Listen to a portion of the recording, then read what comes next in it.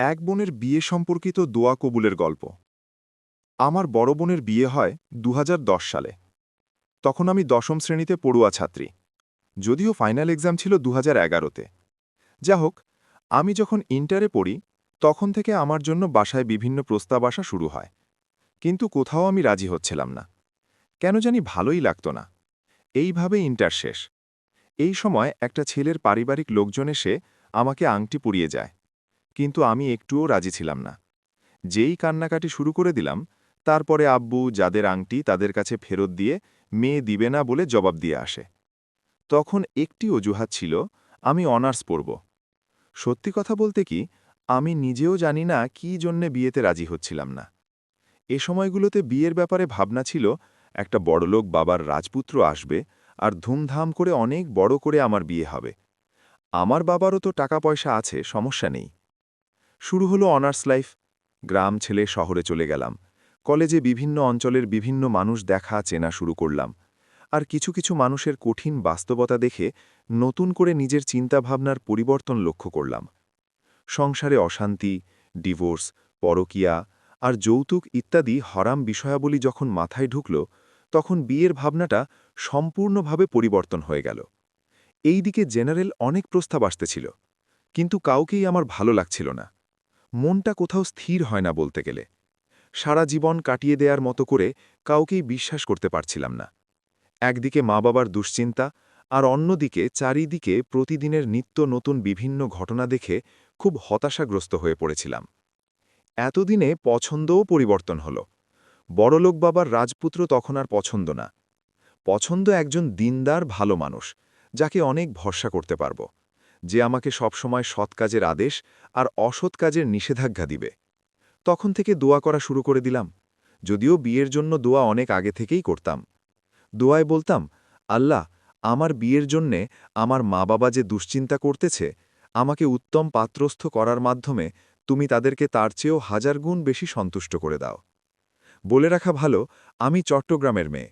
এখানে বিয়ে মানে একটা মধ্যবিত্ত পরিবারকে নিম্নবিত্তে পৌঁছে দেওয়া। হাজার হাজার বরযাত্রী খাওয়ানো, সাথে ঘর সাজানোর আসবাবপত্র, ফার্নিচার সহ সব মিলিয়ে একটা পরিবার প্রায় ক্ষতিগ্রস্ত হয়ে যায়। যা হোক, শুরু করে দিলাম প্রতিদিন ২ রাকাত নফল নামাজ। এই নামাজ আমি ধরেছি তো ছাড়িনি আর। প্রতিদিন এশার নামাজের পর বিতির সালাত পড়ার আগে পড়তাম।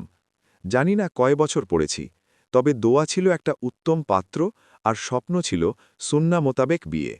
আর আমার বাবার যেন আমার বিয়ের জন্যে একটুও চিন্তায় পড়তে না হয়। আমার মাঝে মাঝে মনে আসত, আমি তো চট্টগ্রামের মেয়ে, যৌতুক বা উপহার ছাড়া কি আমার বিয়ে সম্ভব? আবার ভাবতাম, আল্লাহ চাইলে তো সব পারেন। আমার কাজ শুধু চাওয়া। এইভাবে করতে করতে ৬-৭ বছর পার হয়ে গেল। ২০১৭ সালে একটা বোনের সাথে পরিচয় আমার ফেসবুকে। বোনটি লন্ডন প্রবাসী। মাঝে মাঝে ওনার সাথে কথা হতো ফোনে। একদিন হঠাৎ বলল, আমার কোনো অভিভাবকের নাম্বার দিতে। কি জন্যে বলল বুঝলাম না। আমি আমার এক আন্টির সাথে যোগাযোগ করিয়ে দিলাম। আন্টির কাছে সিভি পাঠালেন। তারপর যা দেখলাম তা কল্পনাও করিনি। বোনটি তার নিজের ভাইয়ের জন্য প্রস্তাব পাঠিয়েছিলেন। ছেলের লম্বা দাড়ি, সুন্নতি পোশাক পরে, আর খুব ধার্মিক। আর এত কিছু দেখার পর আমি বা আমার পরিবারের কেউ আর পিছু হটেনি। তারপর আল্লাহর হুকুমে দুই পরিবারের পছন্দে আমার বিয়ে হলো। এটা সম্পূর্ণ কল্পনার বাইরে যে আমার বিয়ে হয়েছে সুন্না মোতাবেক। মোহনে ফাতেমি প্লাস নগদ কাবিনে ওয়ালিমা খেয়ে বিয়ে হয়েছে আমার। বিয়ের ব্যাপারে আমার বাবাকে একটা টাকাও খরচা করতে দেননি তারা। আমাদের বাড়ি থেকে শুধু কয়েকটি ফার্নিচার গিফট দিতে চেয়েছিল, সেটাও তারা নেয়নি। আলহামদুলিল্লাহ, সুম্মা আলহামদুলিল্লাহ। এমনকি ওয়ালিমাতে আমাদের বাড়ি থেকে প্রায় ৩০০ মতো লোক খাওয়াইছে ওরা। আবার রাতে ভাত তরকারি ক্লাবে যা ছিল তার থেকেও বেশিরভাগ আমাদের বাসায় পাঠিয়ে দিয়েছিল। আমার চোখের দেখায় আমাদের পাড়া সমাজ আত্মীয় স্বজনের মধ্যে এরকম বরকতময় বিয়ে আমারটাই ছিল। ভাবতেও অবাক লাগে, আল্লাহ কত মহান। তিনি চাইলে সব পারেন। তার দয়ার সমুদ্রে কোনো কিছুর অভাব নেই। তার দয়া অফুরন্ত। এত লম্বা লিখাটা লিখার একটাই উদ্দেশ্য, বোনেরা, কেউ হতাশ হবেন না। দয়া করে ধৈর্যের সাথে আল্লাহর কাছে সাহায্য চাইতে থাকুন। তিনি অবশ্যই দিবেন ইনশাআল্লাহ। আবার আমার মতো হুবহু পাবেন তাও কিন্তু না। আল্লাহ আপনাকে আপনার মতো মিলিয়ে দিবেন ইনশাআল্লাহ। আপনি শুধু আল্লাহর কাছে সাহায্য চাইতে থাকুন। দুটো দোয়া খুব পড়তাম। দোয়া ১, রব্বানা হাবলানা মিন আজওয়াজিনা ওয়া যুররিয়াতিনা কুররাতা আয়ুনি ওয়াজআলনা লিল মুত্তাকিনা ইমামা। হে আমাদের রব, আপনি আমাদেরকে এমন স্ত্রী ও সন্তানাদি দান করুন যারা আমাদের চক্ষু শীতল করবে, আর আপনি আমাদেরকে মুত্তাকিদের নেতা বানিয়ে দিন।